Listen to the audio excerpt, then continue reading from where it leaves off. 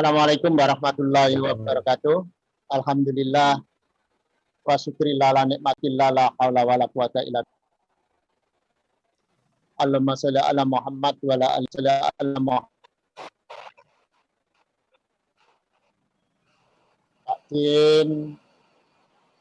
Beserta Ibu, semoga malam hari ini sehat dan penuh berkah. Amin ya rabbal alamin.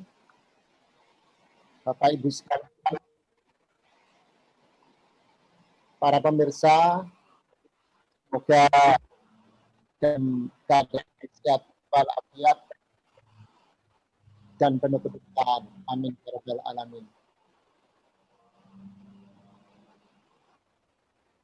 Malam hari ini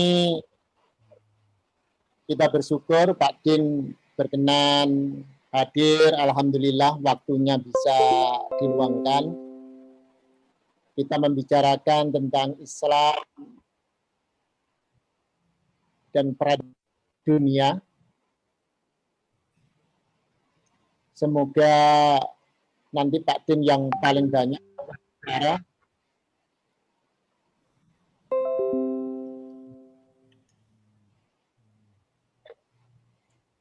Ya, suara saya tidak bisa didengar enak.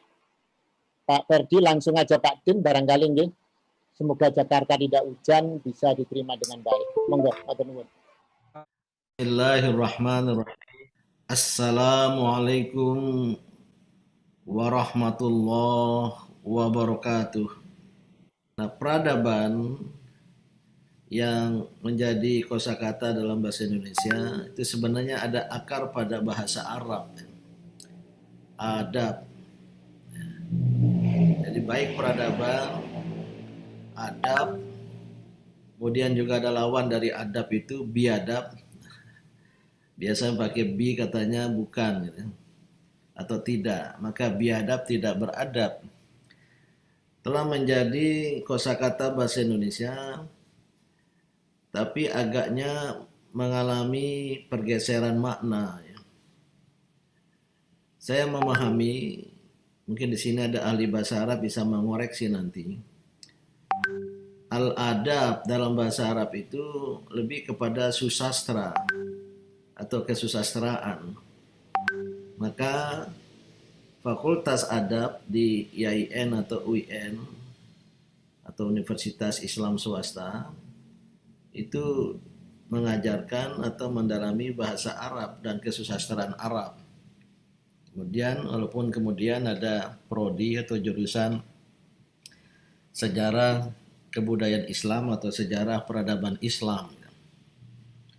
Nah, adab dalam pemakaian dalam peradaban Islam lampau ya, itu memang sudah mulai ada konotasi yang kita sebut sebagai peradaban sekarang atau civilization gitu. Walaupun arti dasarnya ya, pada kesusastraan itu juga masih melekat gitu. Ada seorang ulama bernama Ibnul Muqaffa itu pernah menulis buku Al-Adabul Kabir wal Adabus Saghir. Kalau diartikan secara harfiah, adab besar, adab kecil gitu. Jangan dirancukan dengan hadas besar, hadas kecil ya. Itu lebih bicara, saya pernah baca selintas buku itu dulu ya, waktu sekolah di Amerika. Al-Adabul Kabir, Al-Adabus Saghir ya. Itu berbicara tentang kesusastraan, tapi juga sudah berbicara tentang hal-hal yang berhubungan dengan kebudayaan dan atau peradaban dalam pengertian kita, yang bahasa Inggrisnya civilization. Bahkan dalam buku itu juga berbicara tentang politik dan tentu juga dikaitkan dengan etika. Ini sekedar untuk menjelaskan bahwa konsep peradaban yang kita pakai dalam bahasa Indonesia atau tepatnya civilization dalam bahasa Arab itu lebih untuk menunjukkan tingkat kehidupan umat manusia yang sudah civilized, yang sudah beradab, yang sudah menaati hukum, peraturan, disiplin, dan lain sebagainya. Dan konsep civilization sekarang kemudian dikembangkan ke arah piranti keras dari sebuah kehidupan umat manusia. Kalau piranti lunaknya, softwarenya itu kebudayaan. Tapi ketika menjelma dalam piranti keras seperti arsitektur, kemudian teknologi dan lain sebagainya, kemudian menjadi civilization, hardware gitu. Ada yang menjelaskan demikian, hubungan antara kebudayaan dan peradaban. Nah, bagaimana pandangan Islam tentang peradaban ini? Jelas Islam adalah agama peradaban, karena memang apa yang kita amati dalam sejarah Islam adalah sejarah peradaban sejak zaman Nabi Muhammad SAW sampai zaman sekarang ini ya. Bahkan pernah menjadi atau mengalami zaman keemasan ya. Abad ke-6, abad ke-12 ya. Terutama dengan berkembangnya ilmu pengetahuan, filsafat dan juga teknologi di dunia Islam yang ditemukan oleh ilmuwan-ilmuwan muslim atau filosof-filosof muslim gitu. Tapi dalam bahasa Arab juga selain al-adab yang sudah saya jelaskan sedikit tadi, juga ada istilah at-tamaddun. Kemudian ada juga istilah al-hadarah. Nah, di mana posisi kita dengan kedua istilah dalam bahasa Arab ini? At-tamaddun, kemudian ini menghubungkan dengan Madinah ya. At-tamaddun juga ada yang menggunakannya sebagai peradaban ya. Karena apa yang dibangun oleh Nabi Muhammad SAW di Madinah itu adalah at-tamaddun. Dan ini juga dikaitkan dengan watak dasar manusia ya, yang disebut oleh, kalau tidak salah, Ibnu Khaldun mengungkapkannya, al-insanu madaniyun bit-tabai, bahwa manusia itu punya kecenderungan, watak dasarnya itu, orientasi hidupnya kepada madaniyun, berhubungan dengan orang lain untuk bersama-sama membangun kehidupan bersama, baik itu kebudayaan maupun peradaban.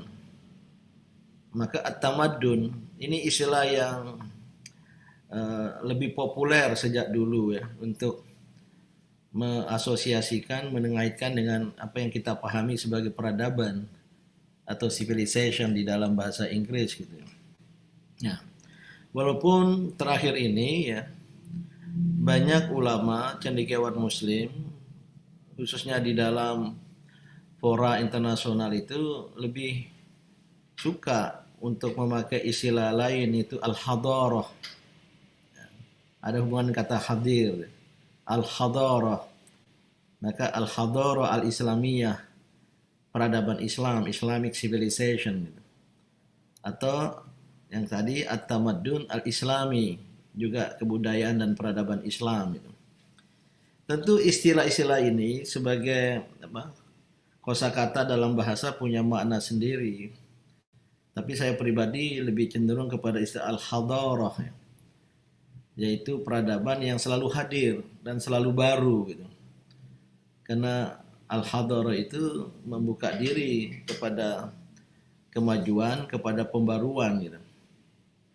Nah, inilah yang mungkin akan kita pakai nanti ya. Maksud saya dalam pembicaraan saya ini lebih kepada al-hadarah ya, yaitu peradaban, baik al-hadarah al-islamiyah maupun al-hadarah al-insaniyah atau al-hadarah al-bashariyah ya.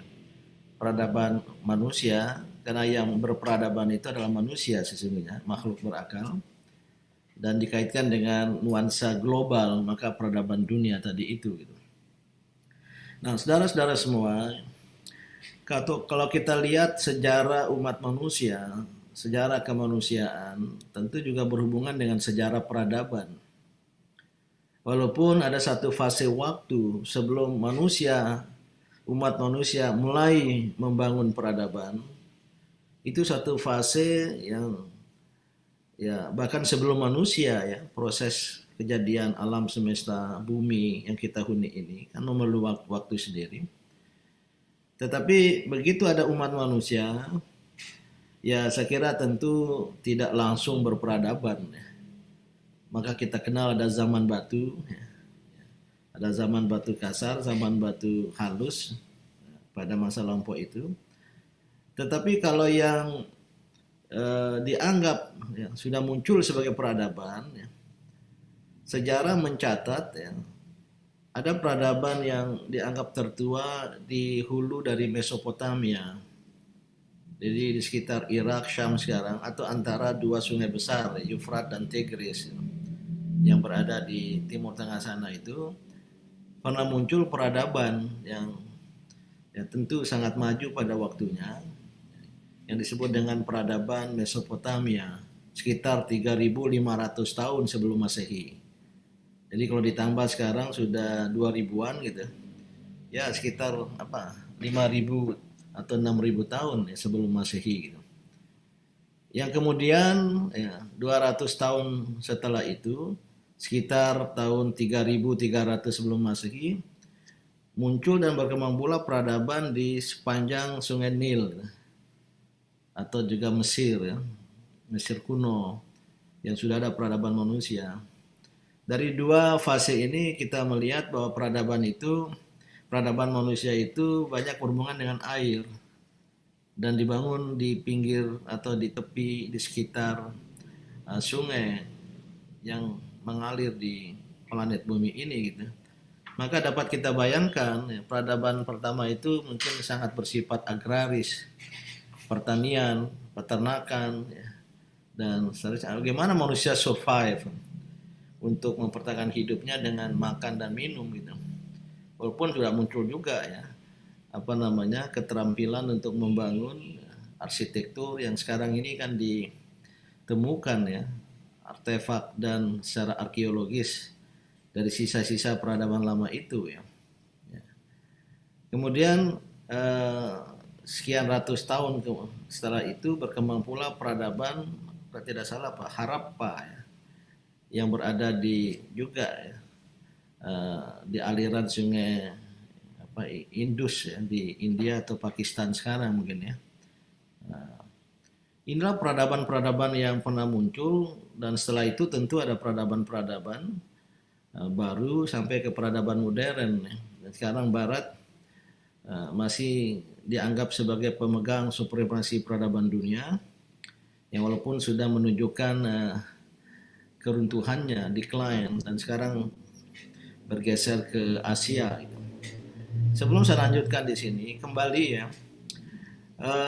sebenarnya sejarah juga melacak di antara atau entah sebelum atau bersama dengan peradaban-peradaban yang saya sebutkan tadi itu, sebenarnya umat manusia sudah tampil dengan peradaban tinggi pada masanya, yang melahirkan bangsa-bangsa. Kalau kita baca dalam sejarah ada kaum Nabi Nuh, ada kaum Ad, kaum Thamud, kaum Nabi Lut yang digambarkan oleh Al-Quran itu.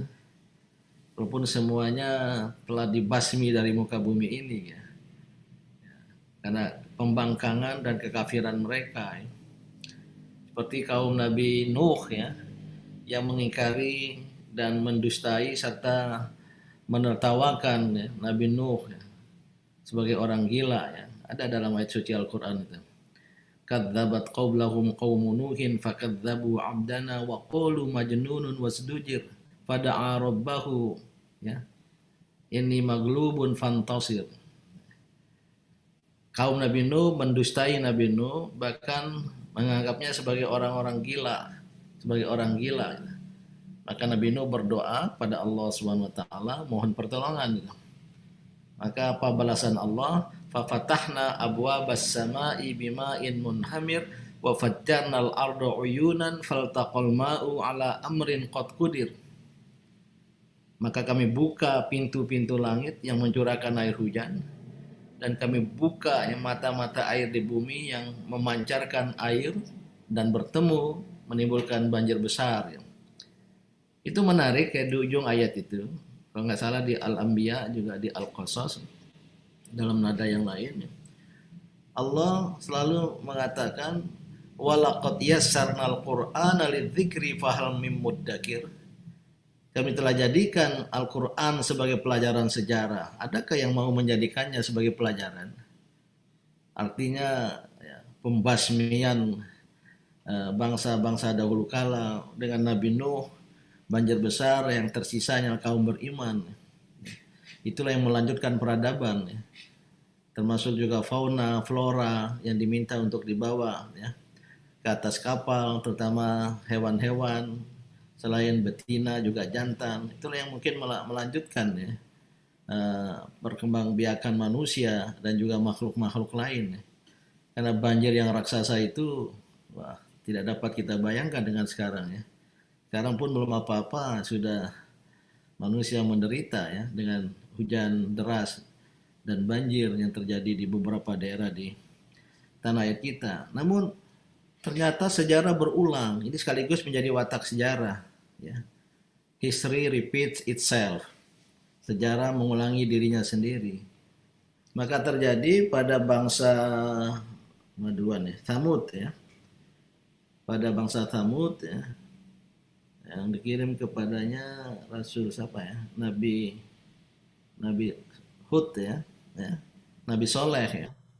Dan itu Nabi Soleh ya, yang juga membangkang. Maka kalau datangkan pada mereka juga balasan yang dahsyat. Mungkin silakan ada yang membuka Al-Quran sekaligus untuk langsung mengoreksi karena ini pengetahuan lama ya. Ini saya sampaikan secara spontan ya. Saya lupa tadi mengecek ya. Kemudian datangkan oleh Allah Subhanahu wa taala wa arsalna alaihim rihan sarsaran fi yaumi naqsim mustamir tanzi'un nasa ka'annahum a'jazu nakhlim munqair. Maka didatangkan angin kencang menggemuruh yang kemudian menumbangkan manusia dan mereka bagaikan pohon-pohon yang tumbang gitu. Pada hari-hari yang berlanjut entah beberapa hari gitu. Entah bersama hujan atau tidak menjadi hujan angin gitu. Kemudian Allah tetap walaqad yassarnal qur'ana lidzikri fahal mim muddakir. Kami jadikan Al-Quran sebagai pelajaran sejarah. Adakah yang mau menjadikannya sebagai pelajaran? Tapi history repeats itself. Sejarah mengulangi dirinya sendiri. Terjadilah pada bangsa Ad. Kalau Thamud tadi itu di bagian selatan Jazirah Arabia. Kalau Ad ini masih di utara. Yang juga terjadi kekafiran lain, pembangkangan. Maka Allah datangkan balasan pada mereka. Wa arsalna alaihim sayhatan wahidatan fakanu kahashimil muhtadhir. Kami datangkan suara yang menggelegar dan menumbangkan mereka bagian rumput-rumput kering. Allah masih mengulangi, kami jadikan Al-Quran sebagai pelajaran sejarah. Adakah yang mau menjadikannya sebagai pelajaran? Berulang lagi sejarah. Kalau melihat urutannya itu kaum Nabi Lut. Kemudian Allah datangkan wa arsalna alaihim hasiba illa ala ali Lut. Kami datangkan hujan batu yang telah menenggelamkan umat manusia kecuali pendukung pengikut Nabi Lut dan alaihissalam dan lain sebagainya. Saya kira masih banyak ya kisah-kisah Al-Quran yang itu semua faktual, bukan kisah fiktif. Dan sekarang para saintis modern, khususnya baik antropolog, arkeolog yang sudah mulai melakukan upaya-upaya ilmiah untuk menemukan kembali itu. Dan tentu masih ada ya.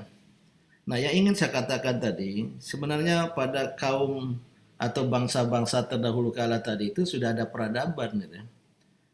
Kalau tidak salah bangsa Ad itu ya, bangsa Thamud itu memiliki ladang-ladang dan kebun-kebun yang subur, menumbuhkan buah-buahan. Berarti ada peradaban teknologi pertanian ya. Kalau kaum Ad itu dikenal sebagai bangsa atau kaum yang pandai bahkan memahat gunung-gunung untuk dijadikan tempat tinggal, istana. Bagi yang sering berperjalanan ke daerah Timur Tengah sana ya, termasuk di sekitar Jordan ada sisa-sisa itu, walaupun itu tidak apa namanya, pasti adalah sisa-sisa dari bangsa Ad atau bangsa Thamud tadi itu. Yang ingin saya katakan adalah peradaban manusia sudah relatif maju dalam masanya gitu. Dan tentu nanti akan mengalami kemajuan setelah ditemukannya listrik, energi, dan lain sebagainya. Dan berlanjutlah sampai sekarang dengan kemajuan teknologi, khususnya teknologi informatika, IT. Terjadi revolusi teknologi, ya, revolusi telekomunikasi, sehingga luar biasa sekarang ya. Bahkan dalam suasana sempit, sulit karena pandemi COVID ini kita bisa juga berkomunikasi ya secara virtual seperti sekarang ini. Virtual itu real. Maka komunikasi virtual seperti sekarang seperti real adanya. Walaupun kita berada pada dimensi ruang yang berbeda ya. Saya di Jakarta, Pak Sultan di Surabaya, moderator di Surabaya. Mungkin ada peserta, entah ini saya tidak tahu. Kalau melihat nama ada Situbondo, ada Banjarmasin. Oh, ini se-Indonesia ya.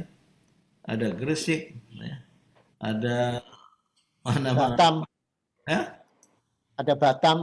Ada Batam. Jangan dari luar negeri ikut ya Pak Sultan. Iya. Biasanya pengajian-pengajian kajian kita kawan-kawan dari luar negeri juga ikut serta. Ini secara virtual, ya, real adanya. Ini karena kemajuan teknologi.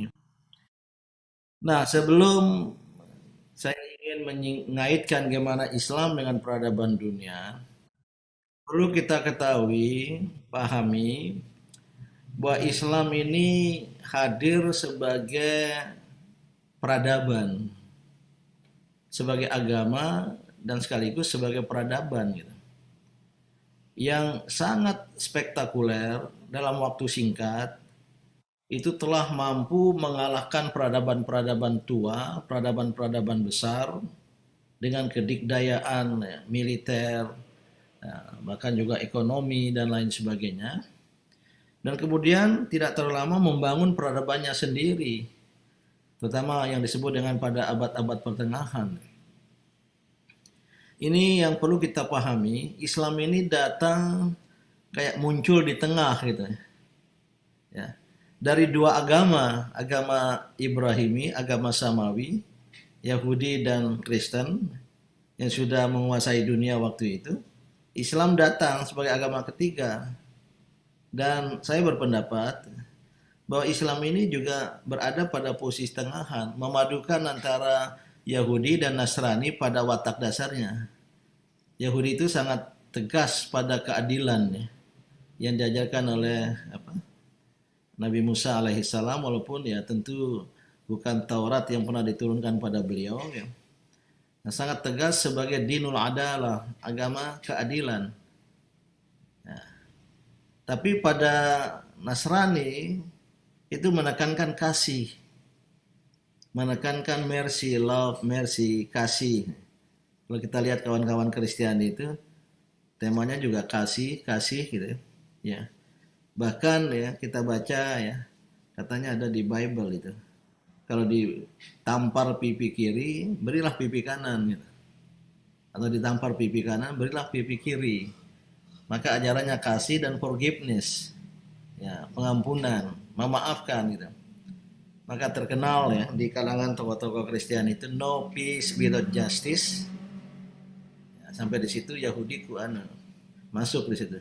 Tapi no justice without forgiveness. Tidak ada keadilan tanpa permaafan. Nah, saya pernah berdiskusi dengan kawan di Vatikan yang pandai sekali berbahasa Arab. Kalau Islam saya bilang ya, no peace without justice, no justice without truth. Tanpa kebenaran gitu. Al-Haq. Yang ingin saya katakan, Islam datang sebagai dinul adalah, jelas ya, sangat kuat pesan keadilan, menegakkan keadilan. Bahkan pada setiap khutbah Jumat kedua, khotib dianjurkan untuk mengajak jamaah kepada keadilan. Innallaha ya'muru bil adli wal ihsan. Maka Islam ini dinul adalah. Al-adalah, keadilan itu sangat kuat di dalam Islam. lakukanlah dan tegakkanlah keadilan, itulah yang lebih dekat pada ketakwaan. Ya'dilu wa aqrabu ila taqwa. Berlaku adillah karena itu lebih dekat pada ketakwaan, dan bahkan terhadap dirimu sendiri dan orang-orang dekatmu. Ya. Terhadap dirimu sendiri dan orang-orang dekatmu. Ini susah sekali ini. Janganlah kebencianmu pada satu kaum membuatmu untuk tidak berlaku adil. Ya'dilu. Nih ayat-ayatnya saya baca terjemahnya saja ya. Saya ucapkan terjemahnya saja. Jadi sebagai dinul adalah keras sekali Islam itu. Dan kalau kita baca di Al-Quran luar biasa ya. Untuk tegakkan keadilan. Ya. Nah, tapi pada sisi lain Islam juga menonjol sebagai dinur rahmah wassalamah. Agama kasih sayang. Agama keselamatan, dinur rahmah wassalamah, dan keselamatan, perdamaian. Wa ma arsalnaka illa rahmatan lil alamin. Nah, disinilah Islam menjadi wasatiyah, dan umat Islam menjadi umatan wasata itu. Kalau kita lihat pada konteks tadi itu ya, agama-agama samawi yang pernah diturunkan oleh Allah pada kita itu.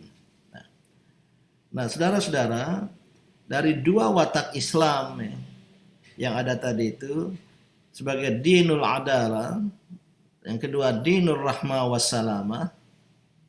Nah, ini yang menonjol, yang perlu kita lihat sekarang dan kita pahami sekarang. Islam itu dinul hadarah, agama peradaban, agama kemajuan. Dinul hadarah ini tidak ada istilah khusus, tapi bisa kita pahami dari ajaran-ajaran Islam. Dan menarik sekali ya, diakui oleh para orientalis ya, Islam yang dalam waktu singkat bisa mengalahkan peradaban dunia yang sudah ada sebelumnya. Blok timur namanya Persia, sangat adidaya. Sebelah barat ada Romawi yang terlibat dalam perang dingin berkepanjangan gitu. Dan saling kalah mengalahkan. Kadang-kala kali ini menang, kadang-kala kali berikutnya kalah gitu. Nah, Islam muncul di tengah itu, antara Persia dan Romawi, Jazirah Arabia itu. Dalam waktu tidak terlalu lama, kurang dari 1 abad, bahkan setengah abad, kurang ya, mungkin 30 tahun itu, sudah menaklukkan Persia yang adidaya itu ya. Terutama pada perang yang disebut dulu Al-Qadisiyah gitu. Ya, menaklukkan Persia dan juga menaklukkan Romawi ya, di sebelah barat dan di sebelah utara gitu. Dan Islam berkembang. Jadi satu kekuatan dahsyat Islam begitu lahirnya itu. Selain karena membawa ajaran-ajaran nilai-nilai yang penting, yang kuat sekali, tapi juga melahirkan ya, SDM, sumber daya manusia, orang-orang yang perkasa ya, selain secara lahir maupun secara batin gitu. Inilah yang saya kira ya, tidak terlalu lama juga ya, muncullah peradaban Islam ya, terutama dengan perkembangan ilmu pengetahuan, teknologi, filsafat, yang walaupun harus kita akui itu bukan dari kevakuman, tapi juga ada warisan dari Barat, yaitu Yunani, terutama filsafat dan ilmu pengetahuan yang diambil alih oleh orang-orang Islam, diawali dengan penerjemahan buku-buku filosof dan ilmuwan Yunani, diterjemahkan ke dalam bahasa Arab, dipahami oleh ilmuwan-ilmuwan Muslim. Namun mereka kemudian mengaitkannya dengan ayat-ayat kauniyah, ya, ayat-ayat qauliyah. Jadi pesan dari ilmu pengetahuan filsafat dari Yunani, ya, pikiran Aristoteles, Plato dan lain sebagainya itu dibaca. Namun ilmuwan Muslim mengaitkannya dengan ayat qauliyah, ayat Qur'aniyah, ya. Maka membawa mereka berkemampuan lagi untuk membaca ayat-ayat kauniyah.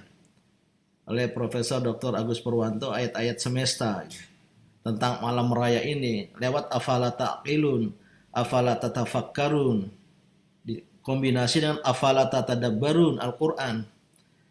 Maka afala tatadabbarun, tadabbur Al-Qur'an dengan tadabbur alami, ya, lebih kepada tafakkur, ta'akul, afala tatafakkarun, afala ta'qilun.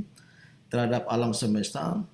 Kemudian lahirlah ya, ilmu-ilmu baru, dikembangkanlah ilmu-ilmu lama, ada yang dikoreksi, ada yang dilanjutkan, maka mulailah muncul peradaban Islam yang dimulai dengan pengembangan ilmu pengetahuan dan teknologi.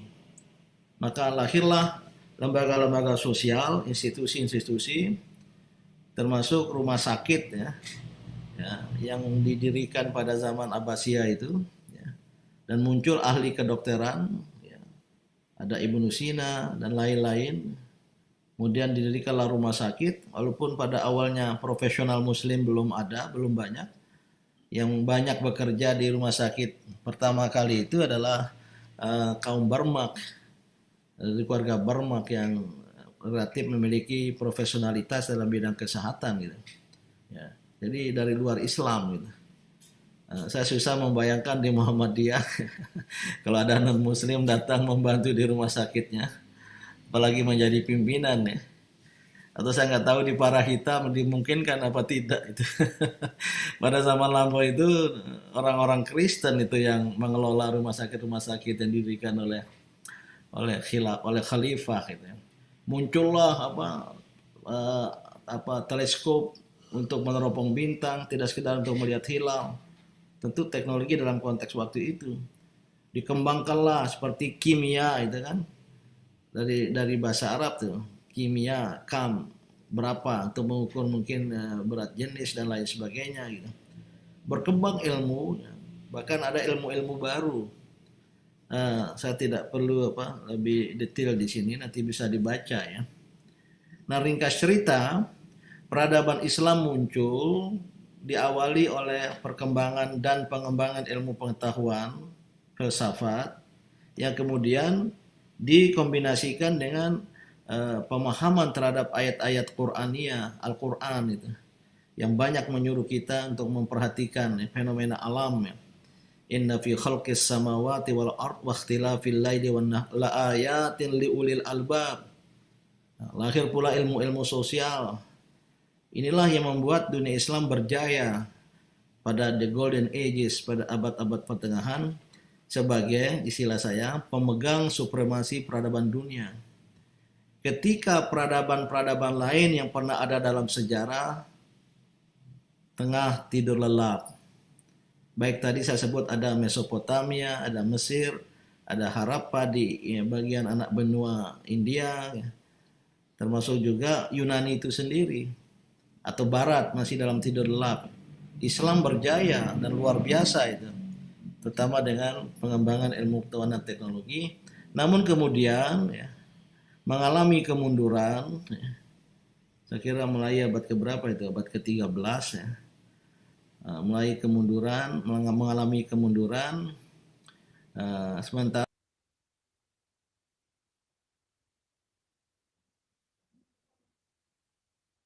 Prof. Din, mohon maaf.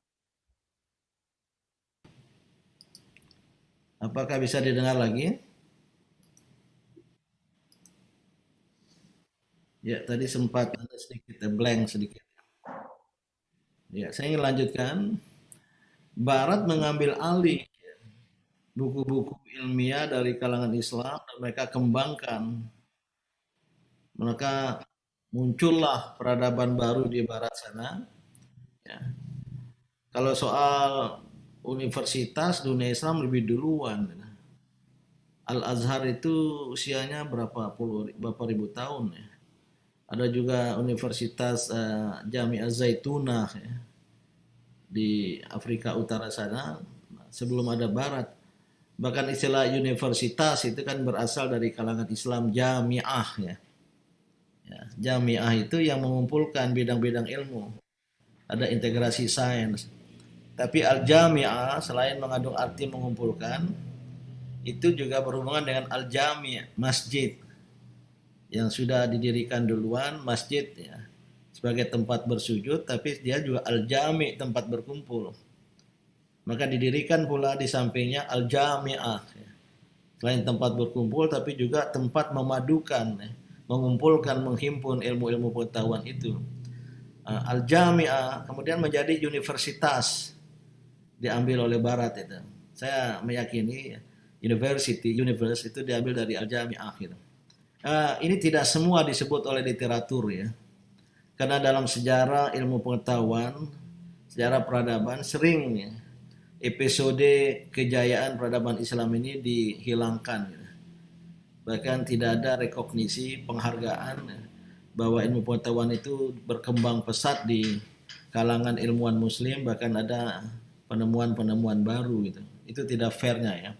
Dan sekarang sudah mulai ditulis dengan memasukkan juga peran dan jasa Islam, dunia Islam dalam mengembangkan peradaban. Nah, kemunduran peradaban Islam inilah yang membuat ya, keadaan umat Islam sedunia seperti sekarang ini ya, berada dalam kemunduran, sementara Barat tadi yang ilmu pengetahuannya diambil dari dunia Islam, dia kembangkan, ya, terus mengalami perkembangan pada teknologi, pada ilmu terapan, dan mampu membangun peradaban, civilization seperti sekarang ini yang dalam wujud konkretnya, baik pada piranti keras seperti gedung-gedung, arsitektur maupun teknologi, ada kemudahan untuk transportasi, ditemukannya telepon, listrik dan lain sebagainya.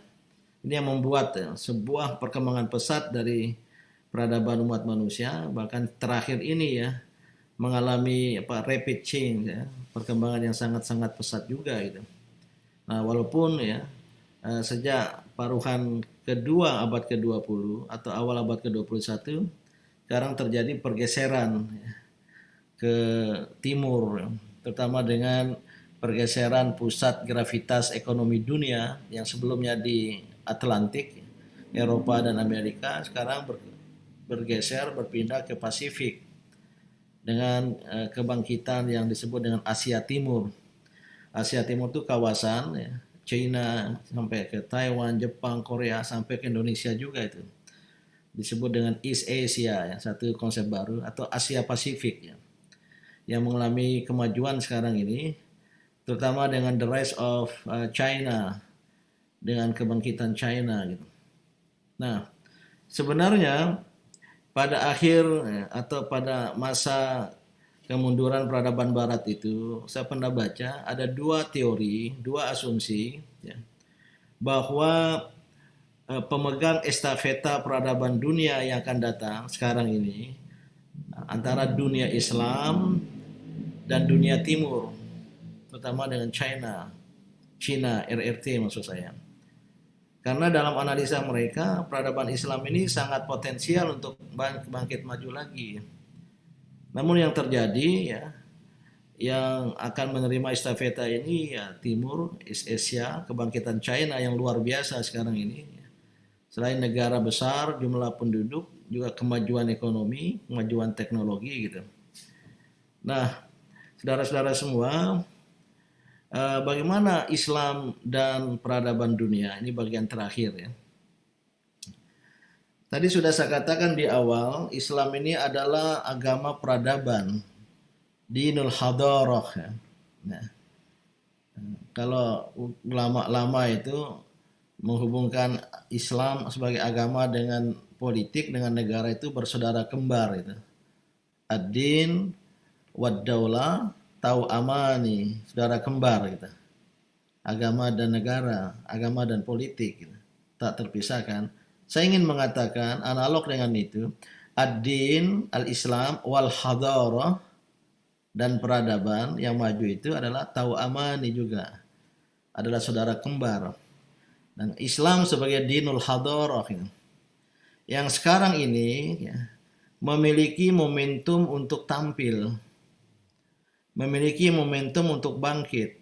Walaupun tadi sudah ada gejala ya, Asia Timur, kemudian dengan China ya, the rise of China yang tadi sudah saya katakan. Tapi kan ada interupsi dengan COVID, pandemi corona ini, yang juga bermula dari China ya, dan semua dunia sekarang ini bagaikan luluh lantak ya.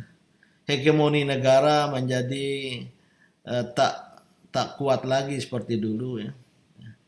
Hegemoni politik, bisnis, perdagangan, ekonomi global stagnan gitu. Saya pernah lihat peta dari seorang ekonom kawan saya, ketika di teropong dunia itu seperti merah dan hitam semua. Tidak ada atau belum ada yang bisa bangkit, termasuk Indonesia. Bahkan yang terjadi adalah resesi ekonomi yang bisa mengarah pada depresi. Apalagi jika pandemi ini tidak bisa segera ditundukkan. Walaupun sekarang sudah mulai vaksinasi di banyak negara, vaksin itu sendiri memerlukan waktu lama itu untuk menemukannya. Belum lagi obat yang seharusnya kalau kita sebagai kaum beriman dengan isyarat hadis likul lida indawaun, bagi semua penyakit ada obatnya, ya pasti ada obat. Itu yang dikembangkan oleh Pak Sultan lewat Parahita, probiotik, yang saya juga dikirim itu. Ya. Minuman itu yang dikembangkan oleh Ustadz Adi Hidayat, mengambil isyarat dari hadis herbal Cocos India, ya. Yang kemudian beliau beri nama herbal PH7, prophetic healing 7, abad ke-7 maksudnya gitu. Dan semua orang, ada kawan-kawan saya yang kena, ada yang saya rujuk ke Ustadz Adi Hidayat, ada yang saya rujuk ke Pak Sultan gitu. Ya, ada yang memakai kedua-duanya gitu. Antara herbal PH7 Ustadz Adi Hidayat dengan probiotik, saya lupa namanya dari Pak Sultan itu ya. Dan itu bisa, ini tantangan bagi peradaban ya. Sayang dunia Islam lewat universitas-universitas besar ya, tidak ada yang mengambil inisiatif ya untuk menemukan vaksin, untuk menemukan obat ya. Termasuk universitas-universitas Muhammadiyah kita di dalam negeri ini gitu. Nah, dalam kondisi seperti ini ada peluang bagi Islam. Karena ya terus terang peradaban dunia sekarang ini adalah peradaban yang rusak. Dan saya membaca, memahami pandemi COVID-19 ini bagian dari kerusakan itu. Ini konstatasi Al-Quran ya. Zaharal fasadu fil barri wal bahri bima kasabat aydin nas. Ya. Telah nyata kerusakan di darat dan di laut akibat perbuatan manusia. Liyudhiqahum ba'dalladzi amilu. Maka Allah datangkan sebagian saja ya, dirasakan pada umat manusia. La'allahum yarji'un, agar mereka mau sadar dan kembali gitu. Ada peluang bagi Islam sekarang ini terutama menghadapi kerusakan peradaban. Yang peradaban rusak ini saya sudah sering sampaikan dalam berbagai ceramah ya, berpangkal pada sistem dunia yang rusak. Apa yang disebut dengan sistem dunia yang mengendalikan kehidupan manusia di dunia sekarang ini, sistem kehidupan, sistem peradaban, ya, the world system istilahnya, itu adalah sistem yang rusak. Kenapa dia rusak? Karena memang berangkat dan bertumpu pada sekularisme dan liberalisme. Jadi sekuler liberal, ideologi dari peradaban dunia ya, beberapa tahun terakhir inilah, dasar atau abad terakhir ini gitu. Sudah abad ke-20. Peradaban yang sekuler dan liberal gitu. Yang keduanya bertentangan dengan nilai-nilai agama. Sekularisme suatu paham yang memahami kehidupan manusia itu hanya kini dan di sini. Sekulum itu adalah kini dan di sini, tidak ada nanti dan di sana. Itulah sekularisme. Karena hidup manusia diyakini hanya kini dan di sini, di dunia ini, tidak ada kehidupan setelah mati, tidak ada pertanggungjawaban ukhrawi, atau tidak ada dalam istilah filsafat dimensi eskatologis. Nah, dimensi eskatologis, keyakinan akan ada kehidupan ukhrawi, akan ada kehidupan setelah mati, itu sangat kuat dalam agama, masuk Islam. Al-imanu billah, al-imanu bil yaumil akhir. Antara al-imanu billah wal iman bil yaumil akhir ini kan berhimpit sekali. Maka hidup kita harus bertanggung jawab menjalankan nilai Allah. Tapi pada sekularisme, pada ideologi sekularisme, hidup hanya kini dan di sini, tidak ada nanti dan di sana, maka manusia bisa bebas sebebas-bebasnya. Itu yang mendorong liberalisme. Ini menjadi anutan juga dari peradaban dunia, sistem dunia, maka terjadi liberalisasi ekonomi, liberalisasi politik, liberalisasi budaya yang menjadi fenomena kehidupan umat manusia beberapa waktu terakhir ini, atau beberapa dasawarsa seabad yang lalu inilah paling tidak ya. Ini yang membawa kerusakan. Maka saya ingin mengatakan pandemi ini adalah ulah manusia itu sendiri. Allah datangkan untuk mereka sadar gitu. Nah, dalam keadaan seperti ini Islam seharusnya bisa muncul menawarkan diri ya, sebagai solusi, sebagai jawaban. Pak Sultan dan kawan-kawan semua, saya teringat 10-15 tahun yang lalu lah ya, sejak tahun 2000-an itu. Dalam percakapan dengan cendekiawan muslim di berbagai fora internasional itu, kita sepakat untuk menghadirkan Islam sebagai peradaban alternatif. Ini istilah dari Profesor Tariq Ramadan, cucu Hasan Al-Banna, pendiri Al-Ikhwanul Muslimun. Beliau berada di Eropa sana ya, dan pernah datang ke PP Muhammadiyah.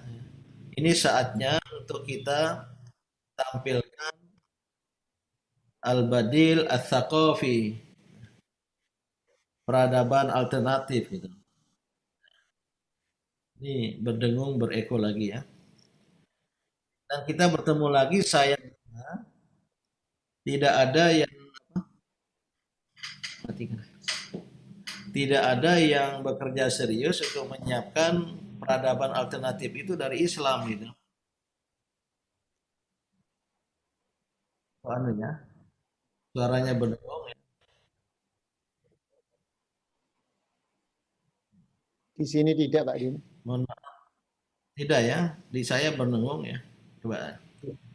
Nah, tidak ada kita mencoba, bahkan Pak Sultan ketika mendapat amanat di Muhammadiyah ya, bicara dengan lembaga di Malaysia, Kuala Lumpur, namanya IKIM, Institut Kemajuan Islam Malaysia, yang bagaimana kita bisa memprakarsai sebuah kebangkitan peradaban Islam kerjasama Indonesia dan Malaysia. Namun sayangnya tidak berlanjut. Di tingkat global, saya amati, saya saksikan, tidak ada upaya-upaya ya, terutama lewat universitas-universitas Islam untuk merancang sebuah peradaban alternatif. Dunia Islam ya, sebenarnya memiliki potensi untuk bangkit, memimpin peradaban dunia. Pertama, saya sering katakan karena dunia Islam ini memiliki 4 sumber daya. Ya. 4 sumber daya, satu sumber daya manusia yang jumlahnya besar sekali, 1,6, 1,7 miliar, dan ada gejala Islam semakin diminati oleh bangsa-bangsa di Eropa, di Amerika sana. Yang kedua, dunia Islam memiliki sumber daya alam yang kaya raya, terutama dalam bidang energi ya, yang diperlukan oleh manusia. Minyak, gas, uranium itu ada di perut bumi negara-negara Islam. Banyak anggota OPEC, organisasi produsen minyak itu ada negara-negara Islam. Yang ketiga, ya, dunia Islam juga memiliki saya sebut sumber daya nilai. Apa itu sumber daya nilai? Yaitu ajaran Islam yang menggerakkan hidup, yang menggerakkan kebudayaan.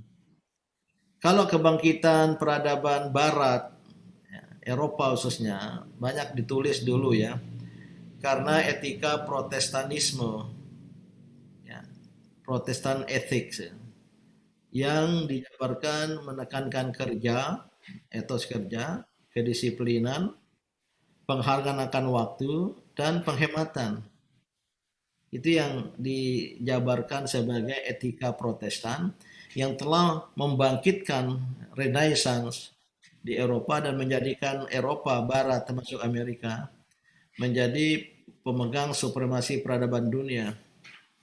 Nah, sekarang ketika terjadi pergeseran ke timur, ya, ya dengan adanya perubahan pusat gravitas ekonomi dunia dari Atlantik ke Pasifik, the rise of China, kemunculan China, negara raksasa, ada negara-negara sekitarnya, banyak tulisan dan buku ditulis mengatakan karena etika Konfusianisme, Konghucu, yang juga menekankan kerja keras, bahkan keuletan, produktivitas, kedua kedisiplinan, penghargaan akan waktu dan penghematan gitu. Nah, dalam diri kita muncul Islam itu lebih kuat mendorong nilai-nilai etika tadi untuk kemajuan itu. Nilai-nilai kemajuan, tapi harus dengan Islam berkemajuan. Kalau tidak harus perlulah. Karena mundur ya lawannya harus dengan etika-etika, nilai-nilai kemajuan. Yaitu kerja, ya, produktivitas.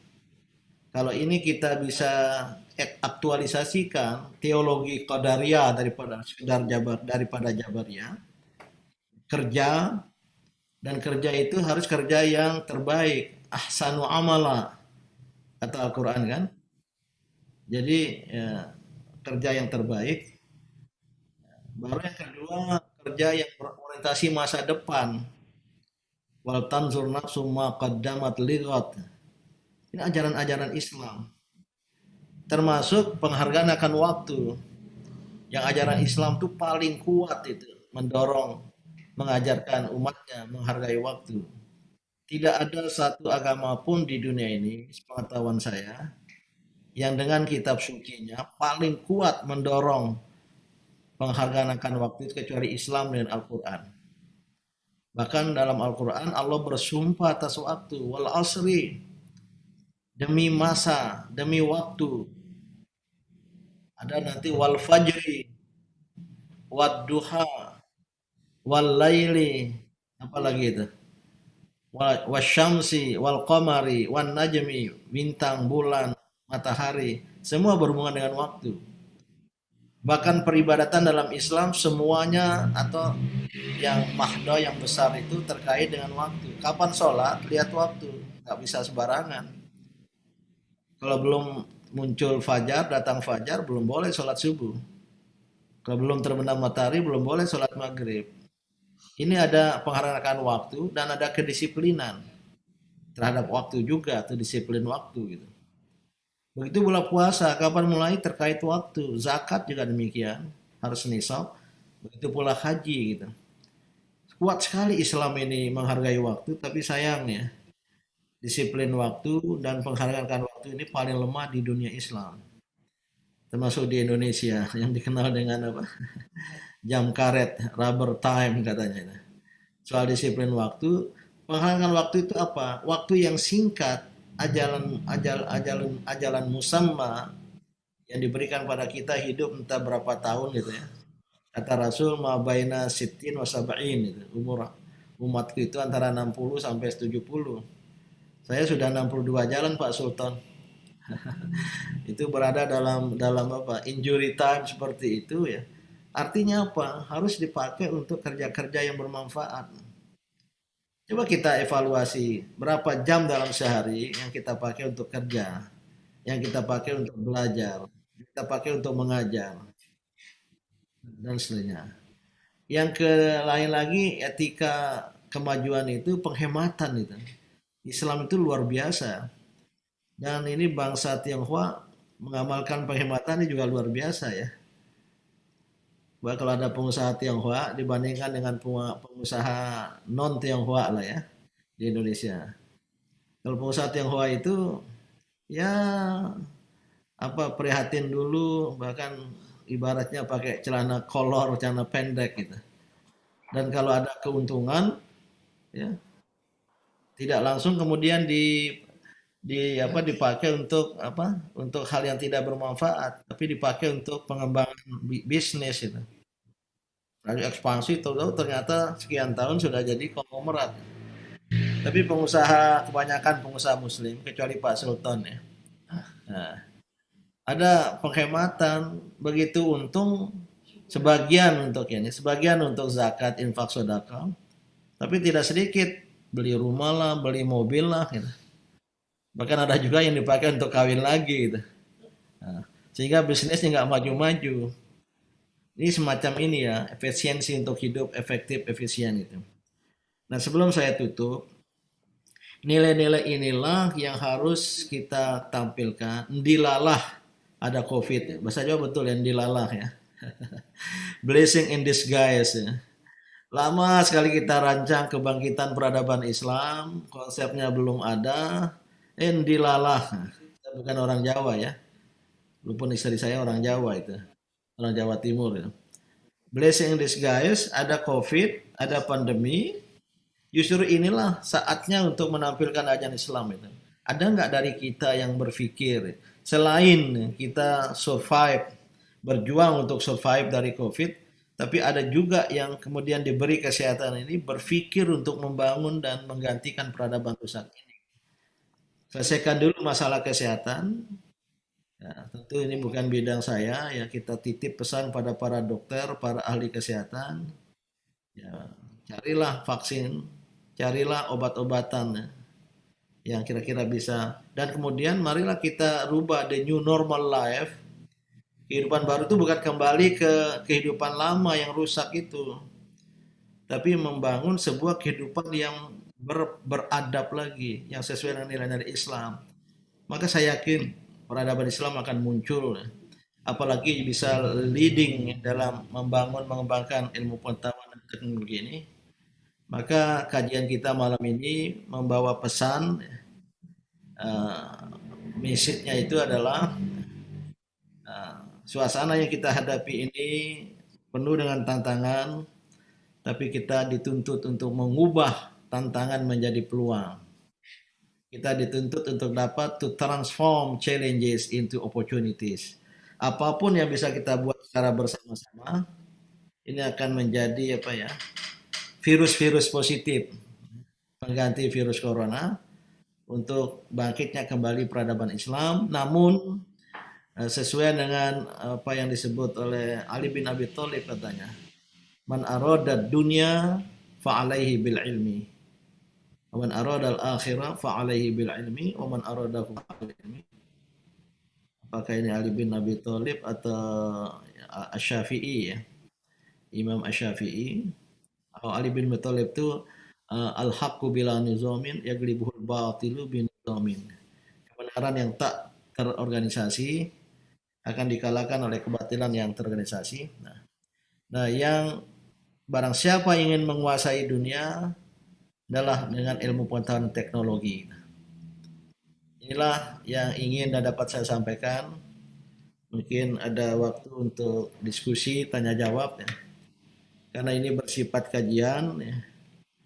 Maka marilah bersama-sama kita mengkaji.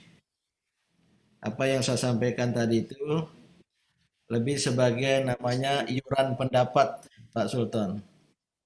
Beriur pendapat ya. Beriuran pendapat. Nah, karena saya bayar iuran, nanti bisa ada kembalinya gitu loh. Dengan masukan-masukan, tanggapan-tanggapan dari yang lain. Sementara terima kasih, saya hentikan. Wassalamualaikum warahmatullahi wabarakatuh.